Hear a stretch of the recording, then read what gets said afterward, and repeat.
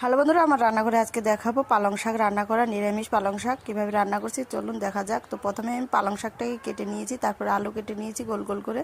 তারপর দেখুন এই যেখানে দিয়ে দিব, কড়াইটা বসিয়ে দিলাম, ধুয়েও নিয়েছি পালং শাকগুলো, দিয়ে দিয়েছি তেল। তেলের মধ্যে তেলটা গরম হয়ে এসছে, পাঁচফোড়ন দিয়েছি, শুকনো লঙ্কা দিয়েছি। এইখানে দিয়ে দিব আলুটা সুন্দর করে একটু লাল লাল করে ভেজে নেব। তারপরে দিয়ে দেবো পালং শাক, তারপরে দিয়ে দেবো দেখুন স্বাদ মতো লবণ, হলুদ, আর এখানে দিয়ে দিয়েছি কাঁচা লঙ্কা। দিয়ে সুন্দর করে বেশ করে নেড়ে চেড়ে নিব। ভিডিওটা ভালো লাগলে অবশ্যই সাবস্ক্রাইব, লাইক, কমেন্ট করে পাশে থাকবেন। তারপর দেখুন সুন্দরভাবে নেড়ে চেড়ে নিচ্ছি।